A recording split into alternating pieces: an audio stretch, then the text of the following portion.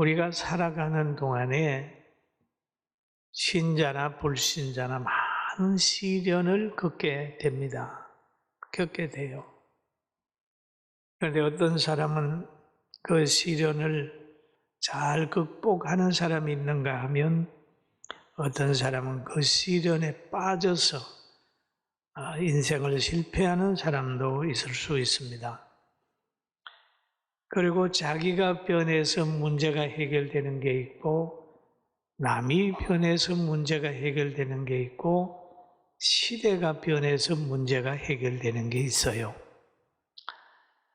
313년 3월에 로마의 콘스탄티누스 대제가 이제 그렇게 했습니다. 기독교를 공인했어요. 공인하게 되니까 기독교인의 신분이 박해받던 대해서 선망의 대상이 됐어요. 가만히 있는데 정책이 바뀌니까 박해를 받아 카타콤으로 도망다녀야 되는 사람들이 이제는 많은 사람에게 부러움의 대상이 됐다. 이게 역사입니다. 그래서 때로는 힘들고 어려운 사람들이 정책이 바뀌고 시대가 바뀜으로 해서 영광을 받는 때가 있습니다. 그런데 오늘 제가 소개하고 또 은혜 받고자 하는 것은 야곱에 대한 이야기예요. 계속 요즘엔 야곱에 대한 이야기를 하죠. 그 야곱을 가만히 한번 봅니다. 하나님께서 성경에 기록되어 등장시킨 인물들은 하나의 인물 계시나 사건 계시예요. 왜냐하면 이 사람을 보면서 믿는 사람은 이렇게 되네, 기도하는 사람은 이렇게 되는구나, 하나님은 사람을 통해서 일하시네, 이런 것을 느끼게 되기 때문입니다.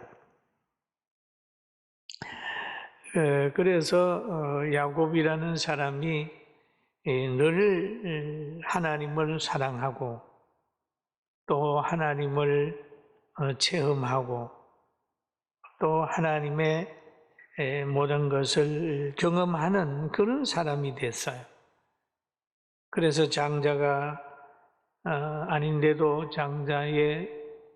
장자가 받는 축복 기도를 받고 또 그 일로 통하여 형 에서를 피하여 도망을 가는 길에 베델에서 꿈에 하나님을 만나게 되는 거죠.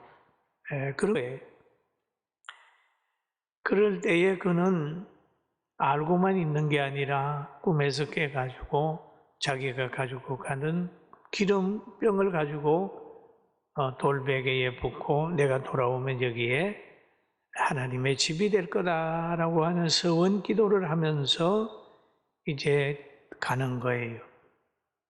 그래서 외삼촌의 집에 가가지고 20년 동안 가정을 이루게 되고 자녀를 얻게 되고 거부가 되었어요. 거부가 돼서 이제 하나님의 역사로 돌아오는 거예요. 이제 그가 종살이에서 해방되는 그런 날이 왔어요. 하나님이 떠나라고 그랬어요. 너 고향으로 가라. 태어난 곳으로 가라 해서 야곱이가 가족을 이끌고 모든 양떼를 이끌고 집으로 돌아오는 거예요. 고향으로 돌아옵니다. 그래 올 때에 라반이 허락받고 가지 않았다고 뒤에서 막 따라옵니다. 화가 나서 따라올 때에 하나님께서 라반에게 현몽합니다. 라반아, 너 야곱에게 선악간에 말하지 마. 하나님이 개입해 줘가지고 야곱이 라반에게 책망받지 않고 지금 돌아오게 되는 거예요. 고향으로 돌아갑니다. 그래서 그런데 또 야곱에게는 하나 더 해결할 문제가 있어요. 라반과의 관계는 해결이 되었지만은 형 에서와 관계가 해결이 안 됐어요. 피해서 떠났는데 다시 돌아오면 에서를 만나야 됩니다. 그런데 야곱이가 에서를 너무 잘 알아요. 왜? 에서는 좀 다혈질이에요. 그리고 그는 칼을 의지하고 사는 사람이에요. 힘을 의지하고 사는 사람이에요. 그래서 야곱은 형 에서를 알기 때문에 고민하고 기도합니다. 또 기도하면서 그는 자기가 벌은 모든 재산 중에 일부를 에서에게 드리려고 지금 하고 있습니다. 왜냐하면 에서의 마음을 돌려야 되기 때문에 그런 생각을 하고 이제 선물을 챙기고 있어요. 그러나 선물만 챙긴 것이 아닙니다. 하나님 앞에 기도했어요. 하나님, 나 좀 돌아봐 주세요. 나 좀 돌아봐 주세요. 그러면서 그렇게 기도하지요. 내가 주께 간구하오니 내 형의 손에서, 에서의 손에서 나를 건지시옵소서. 형 에서의 손에서 나를 건지시옵소서. 내가 그를 두려워하면 그가 와서 나와 내 처자들을 칠까 겁이 나기 때문이다. 그렇게 얘기를 하죠. 그러면 기도를 하세요. 에서의 손에서 나를 구원해 주세요. 에서의 손에서 나를 구원해 주세요. 그럽니다. 그러면서도 야곱은 에서에게 줄 선물을 하나하나 챙기고 있는 가정이 있어요. 그래서 야곱은 거기에서 밤을 지내며 소유 중에서 형 에서를 위하여 예물을 택하니 암염소가 200이요 수염소가 20이요 암양이 200이요 수양이 20이요 전나는 낙타 30과 그 새끼요 암소가 40이요 항소가 10이요 암나귀가 20이요 그 새끼 나귀가 10이라. 엄청 많아요. 얼마나 엄청 많아요. 이걸 챙기는 거예요. 야곱은 엄청난 선물을 지금 에서에게 주는데 이건 하는데 하나의 재추어죠. 에서를 향한 야곱은 인색하지 않았어요. 정했지. 그래서 약복강 건너로 다 보냅니다. 그 가정이 여러 가지 있어요. 때를 지어서 에서가 제일 앞에 를 치면은 안 받고 치면은 다음에 도망가기 위해서 이렇게 때를 나누어 가지고 하는 가정이 성경에 기록이 되어 있습니다. 그러면서 야곱은 야곱 방면에서 하나님 나에게 축복해 주세요 하고 막 기도했어요. 하나님이 그 기도를 들어주셔서 야곱을 이스라엘이라고 이름을 바꿔줍니다. 그리고 에서의 마음을 하나님이 돌려줬어요. 그래서 창세기 33장 4절에 보면 하나님이 에서의 마음을 돌려줬기 때문에 에서가 야곱을 대할 때 이렇게 대합니다. 에서가 달려와서 그를 맞이하여 안고 목을 맞추어 그와 입 맞추고 서로 우니라. 그래, 어디 갔다 왔어? 막 그렇게 하잖아요. 그래서 이 일이 있은 다음에 어떻게 됐을까요? 그냥 주려고 했던 선물 땡 했을까요? 문제가 해결되면은 하지만은 야곱은 그렇게 하지 않았어요. 간청했어요. 형님, 내가 선물 준비했는데 받으세요. 에서가 그럽니다. 나도 많은데. 그랬더니 야곱이 간청하니까 에서가 선물을 받습니다. 여기에 창세기 33장 11절에 보니까 하나님이 내게 은혜를 베푸셨고 내 소유도 조카 오니 정컨대 내가 형님께 드리는 예물을 받으소서 하고 그에게 강건함에 받으니라. 강건함에 받으니라. 여러분, 믿음으로 축복받은 사람들은 뭔가 선물을 줄 때 형제간에라도 넉넉히 줄 줄 아는 그런 통 큰 사람이 되면은 더 은혜가 돼요. 할렐루야. 아멘. 참 예수가 그랬어요. 문제가 해결됐어요. 선물도 형님께 드렸습니다. 드렸어요. 그러고 나니까 이 뭐가 되냐 하면 이제 야곱이가 편안해졌어요. 외삼촌 문제도 해결되고 형님 문제도 해결됐어요.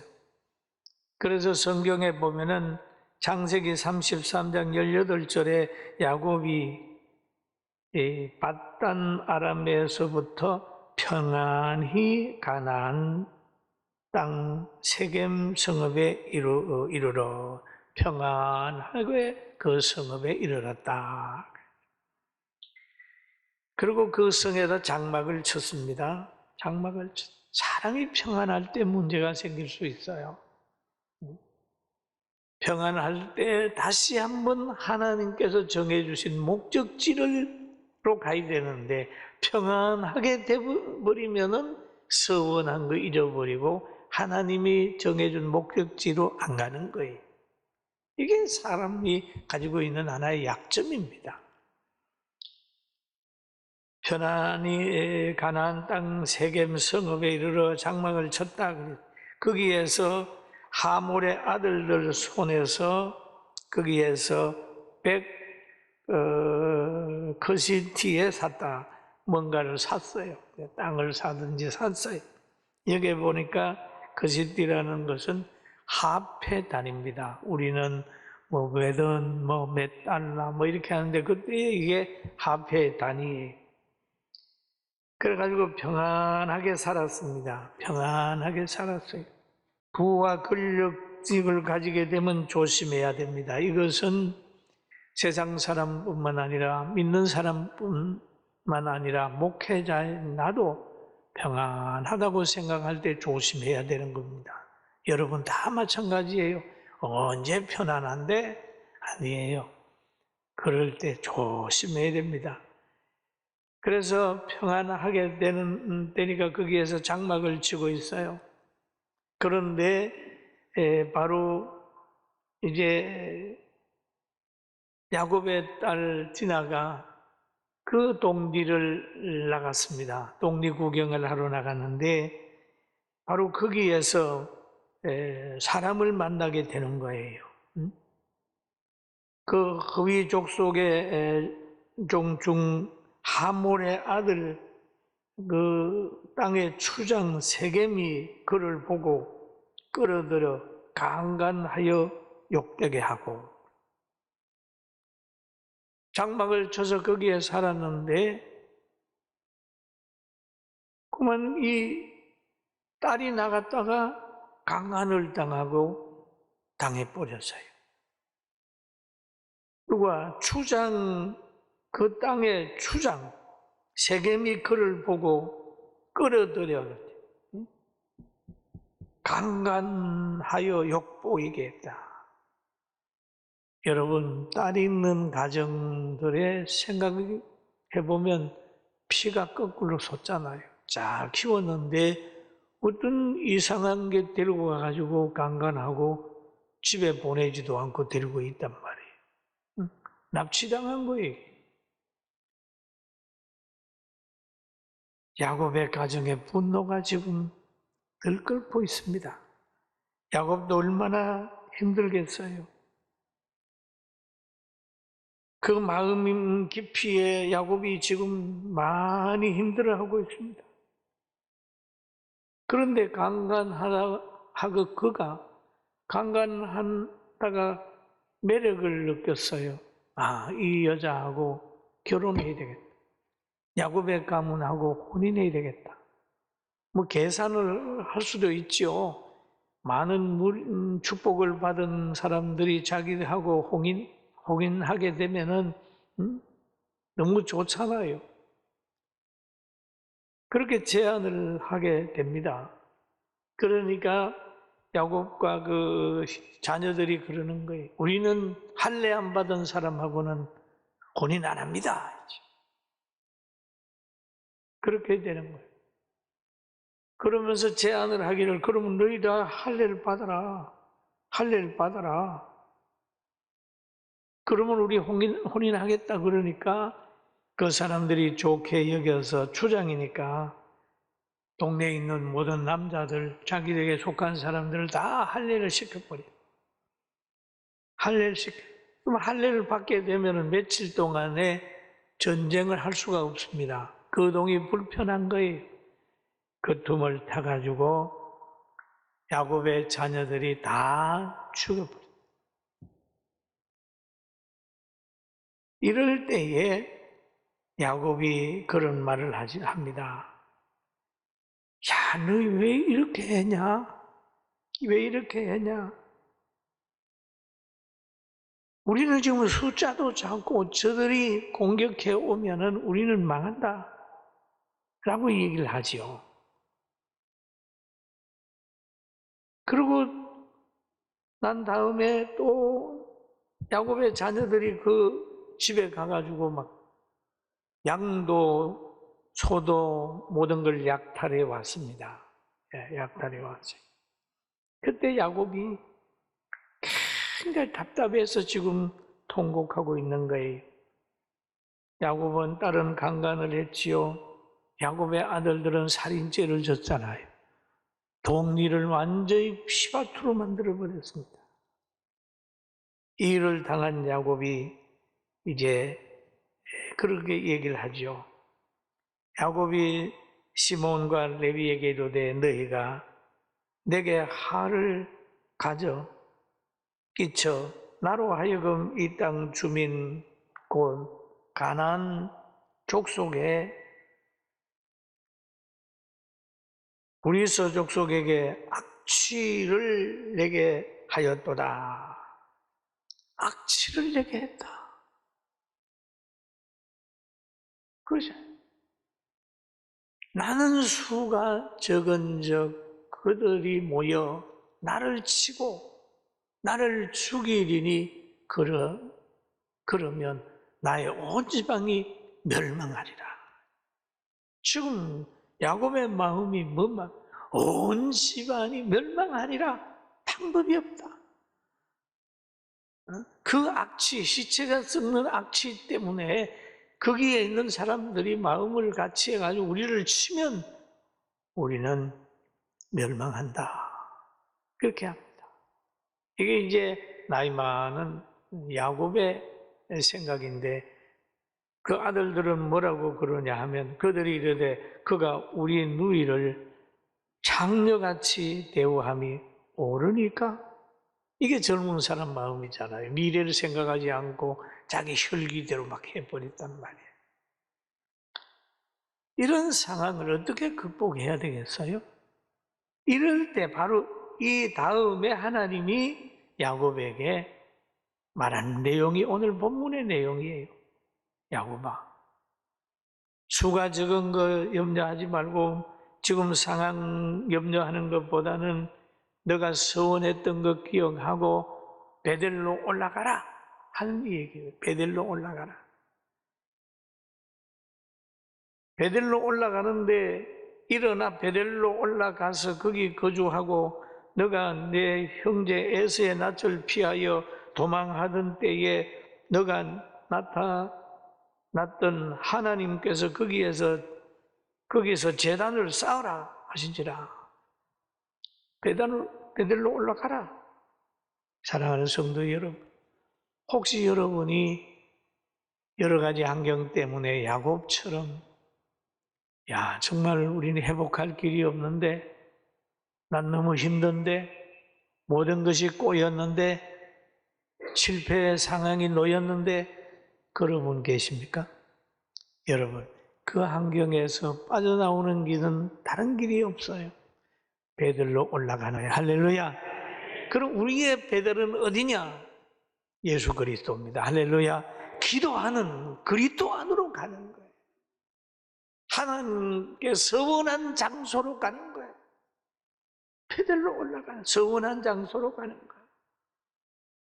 베들로 올라가면 그 문제에 빠지지 않습니다. 왜냐하면 올라가면 이 사람들이 베들로 가는 데는 안 따라오잖아요.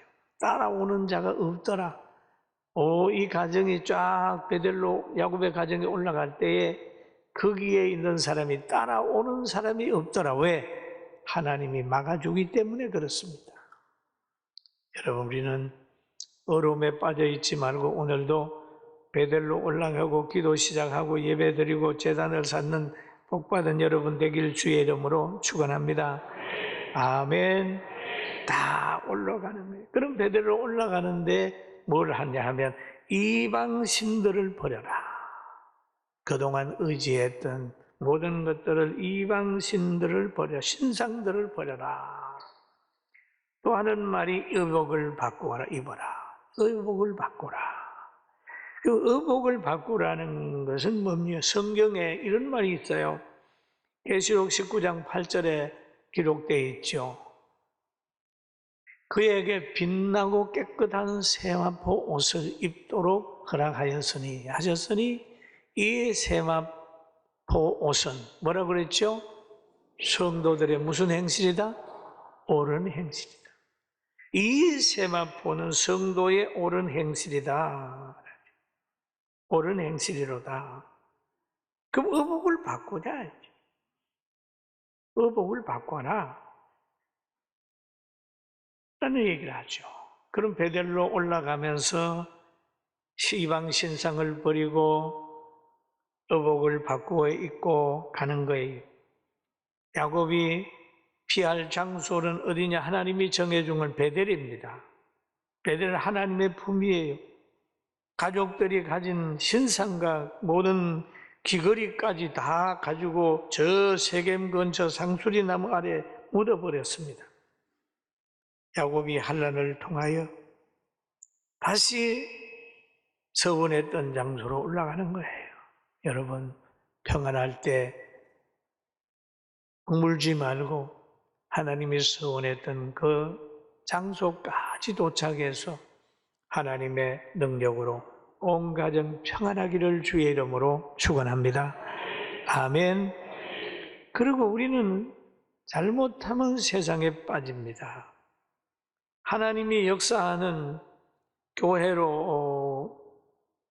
교회도 마찬가지예요. 잘 되면 세속화될 가능성이 있어요.